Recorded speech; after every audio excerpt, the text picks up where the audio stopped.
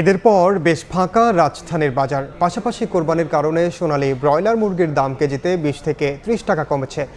তবে চড়া সবজির বাজার।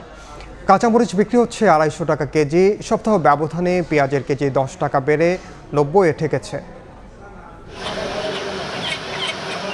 বাজারে ঢুকতেই স্বস্তির খবর দিলেন ডিম মুরগির বিক্রেতারা।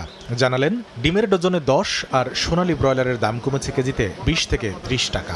বেচা বলতে এখন কম। ব্রয়লারটা আমরা ঈদের আগের সপ্তাহ ছিল আপনার 200 টাকা 210 টাকা, আজকে বেচতেছে আপনার 170 টাকা।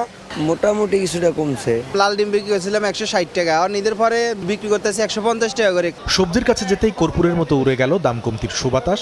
সপ্তাহ ব্যবধানে বেশ খানিকটা চড়ে গেছে বাজার।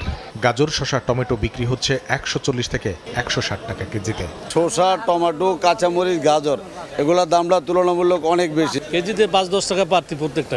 ঈদের আগে যেটা টমেটো কিনছি 100-120 টাকা, এখন দেখি টমেটো 150 টাকা। গতকালও ঝালে জিভ পরানো কাঁচামরিচের বিক্রেতারা জানালেন 12 ঘন্টায় দাম কমেছে কেজিতে 50 থেকে 100 টাকা, বিক্রি হচ্ছে 250-তে। 180 টাকা বিক্রি করছি, আর এখন তো কাঁচামরিচ কিনতে হইতেছে 250 টাকা কেজি। কালকাটা বিক্রি হয়েছিল 350 টাকা। মরিচের ঝাল কমলেও পেঁয়াজের বিক্রেতারা জানালেন ঝাঁজ বাড়ছে এই পণ্যের। এরই মধ্যে দেশিকে ছাড়িয়ে গেছে বিদেশি। সপ্তাহ ব্যবধানে কেজি ঠেকেছে 90 টাকায়। দেশি ব্যস্ত আছে আপনার হলো 85-86, আর ভারতের বেশ ব্যস্ত আছে আপনার হলো 90-92। পেঁয়াজের দাম মোকামি বাড়তি এখন বর্তমানে। লাগবে কেনা লাগবে, খাইতে হবে। অস্থিরতা পার করে মুদিখানায় গেলে মিলছে মোটামুটি দাম স্থিতিশীলতার খবর। শুধু খোলা আটার দাম বস্তায় বেড়েছে 250 টাকা। তবে চালের বাজারে নেই দামের ওঠানামা।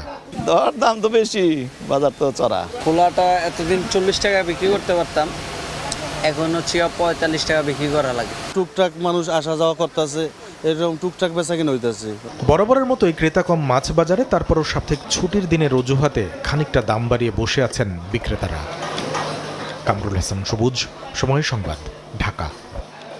4 দশক ধরে আপনার ফাইন্যান্সিয়াল পার্টনার আইডিএলসি।